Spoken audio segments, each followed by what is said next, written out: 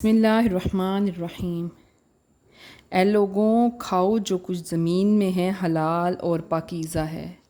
اللہ تعالیٰ فرماتا ہے جو مال میں اپنے بندوں کو دیتا ہوں وہ ان کے لیے حلال ہے، اور اسی میں فرمایا کہ میں نے اپنے بندوں کو باطل سے بے تعلق پیدا کیا۔ پھر ان کے پاس شیطان آئے اور انہوں نے دین سے بہکایا، اور جو میں نے ان کے لیے حلال کیا وہ اسے حرام ٹھہرانے لگے۔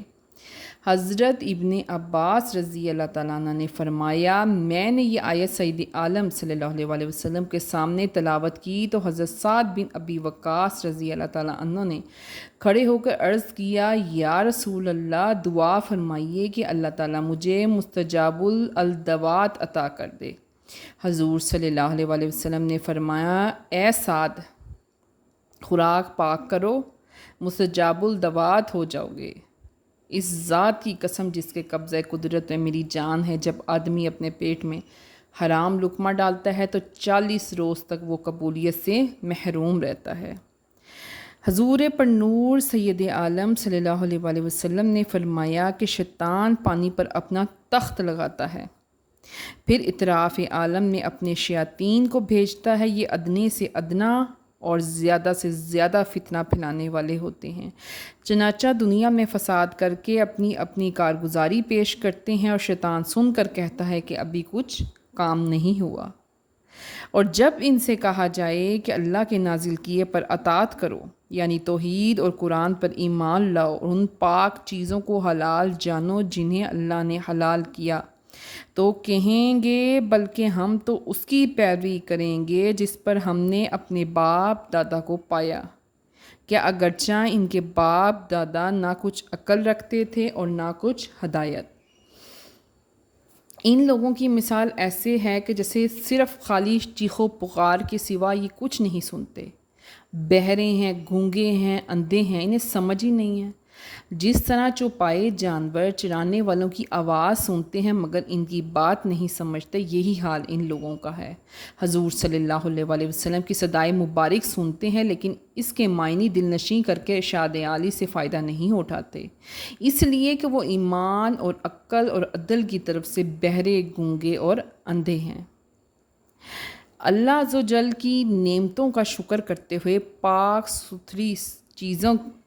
پاک صاف ستھری چیزوں کے کھانے کی اجازت دے کر آگے اللہ تعالیٰ نے ہدایت فرمائی کہ جانور بغیر ذبح کیے مر جائے، یا شکار کر کے، یا گلا گھونٹ کے لاٹھی، پتھر، ڈیلے وغیرہ گلے یا گولی مار کر ہلاک کیا ہو، یا خود وہ گر کر مر گیا ہو، یا کسی جانور نے اسے مارا ہو، یا کسی درندے نے ہلاک کیا ہو، اسے مردار کہیں گے۔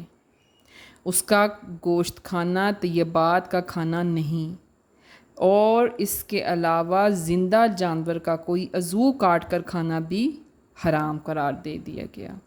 یہاں یہ سمجھ لینا بھی ضروری ہے کہ مردار کھانا جس کی تعریف بیان ہو چکی ہے حرام ہے۔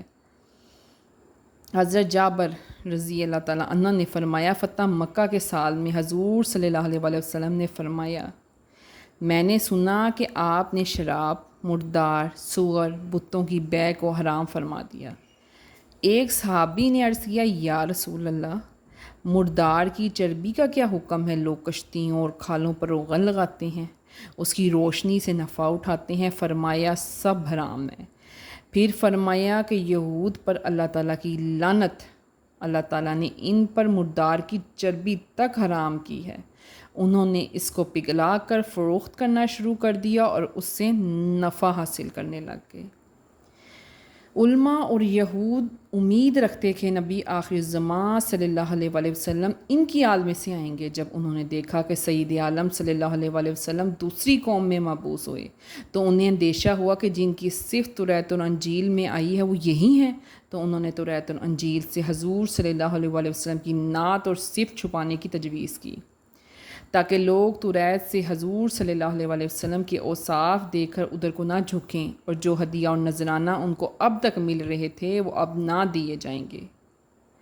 اس لیے انہوں نے کیا کرنا شروع کر دیا، حسد سے انہوں نے توریت اور انجیل سے حضور صلی اللہ علیہ وسلم کی نعت اور حضور صلی اللہ علیہ وآلہ وسلم کے وقت نبوت کا بیان چھپایا، بلکہ تحریف کرنے پہ اتر آئے تو یہ آیت کریمہ نازل ہوئی۔ یہی وہ لوگ ہیں جنہوں نے ہدایت کے بدلے گمراہی مول لی اور بخشش کے بدلے عذاب، تو کس درجے انہیں آگ کی برداشت ہے۔